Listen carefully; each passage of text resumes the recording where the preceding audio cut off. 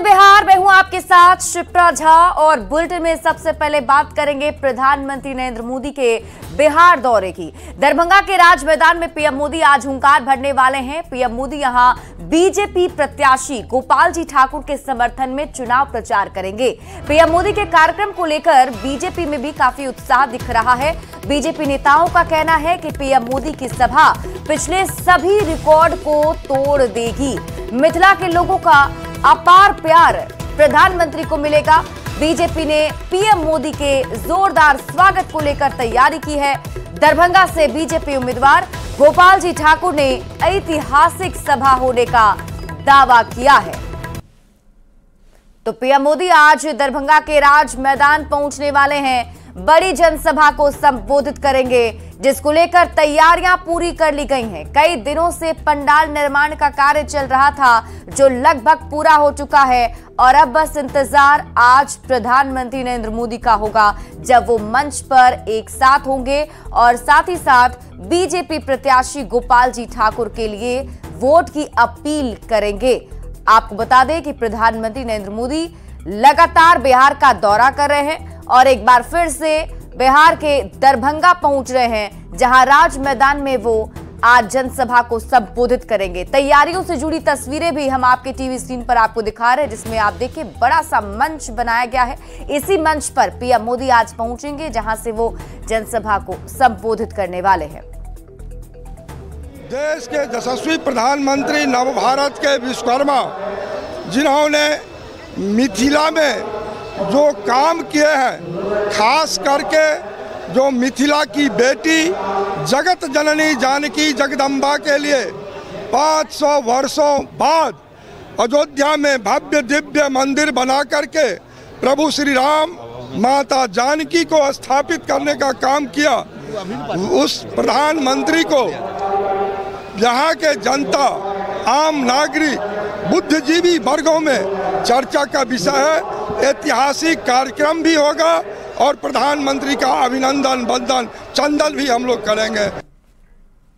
और इससे पहले प्रधानमंत्री नरेंद्र मोदी झारखंड दौरे पर पहुंचे। पीएम मोदी ने शुक्रवार को रांची में बड़ा रोड शो किया। चाईबासा में चुनावी सभा को उन्होंने संबोधित किया और चुनावी सभा संबोधित करने के बाद शाम 6:45 पर रांची एयरपोर्ट पहुंचे। रांची एयरपोर्ट से निकलने के बाद पीएम मोदी सबसे पहले बिरसा चौक पहुंचे, जहां भगवान बिरसा मुंडा की प्रतिमा पर माल्यार्पण कर उन्हें नमन किया। पीएम मोदी ने रांची एयरपोर्ट से राजभवन तक रोड शो कर जनता से बीजेपी उम्मीदवार संजय सेठ को वोट देने की अपील भी की। रोड शो की तस्वीरें आपके टीवी स्क्रीन पर आपको दिखा रहे हैं, जो करीब 1.5 किलोमीटर लंबा ये रोड शो था। इस रोड शो के दरमियान कई सारे चौक चौराहे पर पीएम मोदी के स्वागत की तैयारी की गई थी। और आप देखिए रोड शो में किस तरीके से जो रांची के सांसद हैं संजय सेठ, वो मौजूद हैं। प्रधानमंत्री नरेंद्र मोदी जो अभिवादन स्वीकार करते हुए नजर आए।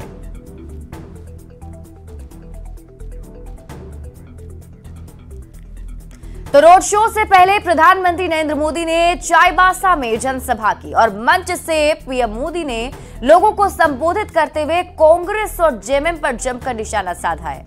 क्या कुछ कहा, इस रिपोर्ट में देखिए। झारखंड के हर संसाधन की खुली लूट चल रही है। ये प्रधानमंत्री नरेंद्र मोदी की चुनावी हुंकार है। ये पीएम का विपक्ष पर करारा प्रहार है। भारत माता के जब तक मोदी जिंदा है, तुम संविधान को हाथ नहीं लगा पाओगे। झारखंड दौरे पर पहुंचे प्रधानमंत्री नरेंद्र मोदी ने चाईबासा में जनसभा की और मंच से इंडिया अलायंस पर जमकर निशाना साधा। पीएम ने झारखंड और बीजेपी के अनोखे रिश्ते का जिक्र करते हुए कहा है कि कांग्रेस ने आदिवासियों की उपेक्षा की। ये भी आपके लिए जानना जरूरी है, कांग्रेस को आदिवासी इतिहास का सम्मान पसंद नहीं है। वो आप जनजातीय समाज के लोगों को आगे नहीं बढ़ने देना चाहते। पीएम के निशाने पर जेएमएम भी रही। शराब घोटाला, अवैध खनन और जमीन घोटाले जैसे मुद्दे को उठाकर प्रधानमंत्री ने आक्रामक तरीके से प्रदेश सरकार को आड़े हाथ लिया। जेएमएम और कांग्रेस इसे अपनी जागीर समझते हैं, तभी तो झारखंड के हर संसाधन की खुली लूट चल रही है। इन दिनों देश की सियासत में संविधान और आरक्षण का मुद्दा गर्म है।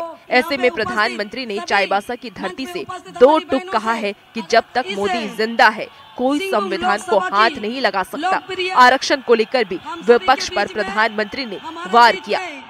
आपको जो रिजर्वेशन मिला है, आरक्षण मिला है, उसमें वो लूट करके मुसलमानों को धर्म के आधार पर डाका डाल के उनको देना चाहते हैं। जब तक मोदी जिंदा है, जब तक मोदी जिंदा है, तुम संविधान को हाथ नहीं लगा पाओगे। प्रधानमंत्री नरेंद्र मोदी के झारखंड दौरे ने रांची से लेकर दिल्ली तक की सियासी गलियारों में हलचल तेज कर दी है। पीएम ताबड़तोड़ जनसभा और रैली के जरिए विपक्ष पर निशाना साध रहे हैं और एनडीए उम्मीदवारों के पक्ष में वोट मांग रहे हैं। हालांकि पीएम के दौरे का चुनावी नतीजों पर कितना असर पड़ता है, ये तो आने वाला वक्त ही बताएगा। Bureau report, news 18। वहीं पीएम मोदी के रोड शो में एक महिला पीएम मोदी की तारीफ करते हुए भावुक हो गईं और पीएम को नारायण का रूप बता दिया। एक हम प्रधानमंत्री जी को नारायण का रूप मानते हैं और हम सोच रहे हैं कि हमारे भगवान आ रहे हैं और उनका दर्शन हमें होगा। जितना उन्होंने किया है इस देश के लिए, ये तो शब्द ही नहीं हमारे पास। वो तो लाई लग रहा है, लेकिन आज साक्षात उनका दर्शन होगा। पहले भी उनका रोड शो हम देख चुके हैं, आते हैं और आज इतना खुश हैं कि उन्होंने जितना काम किया है और हम लोग पूरा उनको सपोर्ट कर रहे हैं। प्रधानमंत्री के दौरे को लेकर बीजेपी नेताओं और कार्यकर्ताओं में गजब का उत्साह देखा जा रहा है। वहीं जेएमएम प्रधानमंत्री पर निशाना साध रहा है। ये हमारे नेता हैं और वो चुनाव की दृष्टि से यथासंभव हर क्षेत्र में जाने की उनकी इच्छा है, सामर्थ्य है और प्रयास है। उसी क्रम में वो झारखंड में आ रहे हैं, यहाँ जनता का आशीर्वाद प्राप्त करेंगे। हम कार्यकर्ताओं को प्रेरणा देंगे। आदरणीय प्रधानमंत्री जी अपने लाडले प्रधानमंत्री जी का आगमन करने के लिए हमेशा लालायित रहते हैं। धरती आबा बिरसा मुंडा जी का विशेष आशीर्वाद उनके ऊपर है। उनके प्रेरणा से उन्हीं हाथों के पावन मिट्टी को अपने माथे पे लगा करके देश को 2047 में विकसित भारत का संकल्प लेकर के प्रधानमंत्री 2024 के चुनाव में खड़े हैं। वहीं झारखंड दौरे के दूसरे दिन यानी कि आज प्रधानमंत्री नरेंद्र मोदी डाल्टनगंज के चियाकी एयरपोर्ट ग्राउंड में बीजेपी उम्मीदवार के पक्ष में जनसभा करेंगे। कार्यक्रम को लेकर बीजेपी उम्मीदवार सांसद विष्णु दयाल राम ने सभा स्थल का दौरा किया है और तैयारियों का जायजा लिया है। यशस्वी प्रधानमंत्री आदरणीय नरेंद्र मोदी जी का चियाकी हवाई अड्डा पर 9:30 बजे दिन में आगमन है।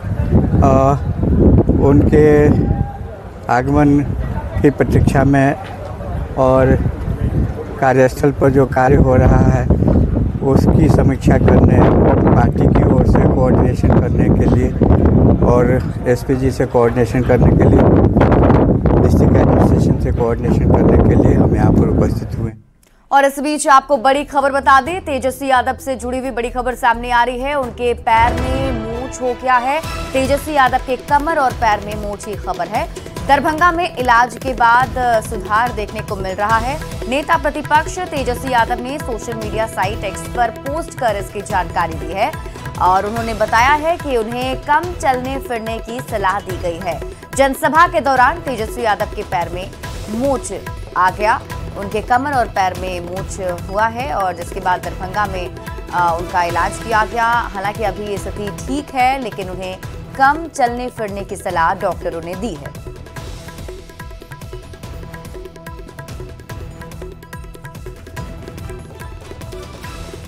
वाल्मीकि नगर से जेडीयू के उम्मीदवार सुनील कुमार ने नॉमिनेशन किया है। सुनील कुमार के नॉमिनेशन में एनडीए के सभी दलों के नेता मौजूद रहे।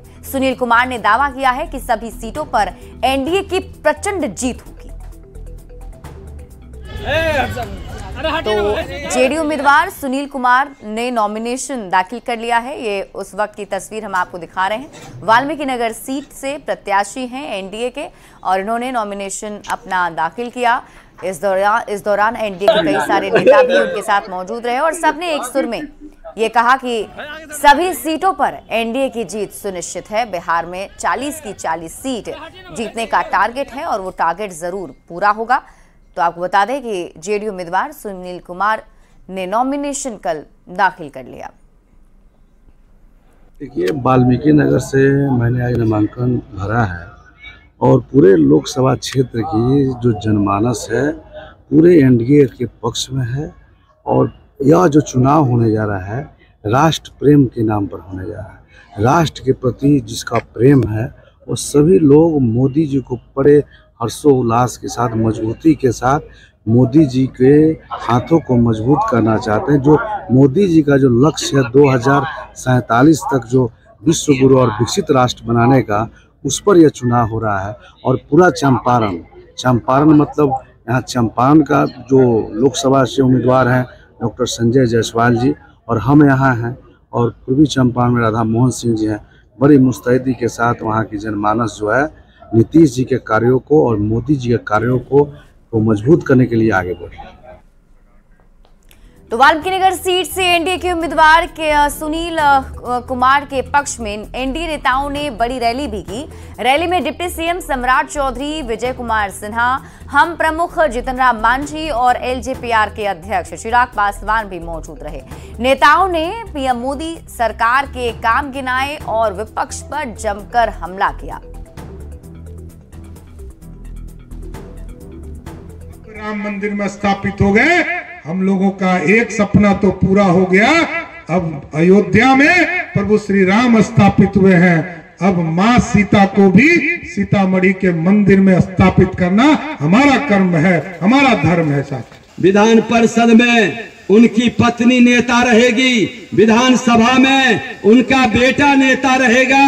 उप मुख्यमंत्री हो या मंत्री हो या सांसद हो, टॉप पद पर सब उनके परिवार के लोग रहेंगे। यही उनका आरक्षण है ना, यही उनकी सोच है।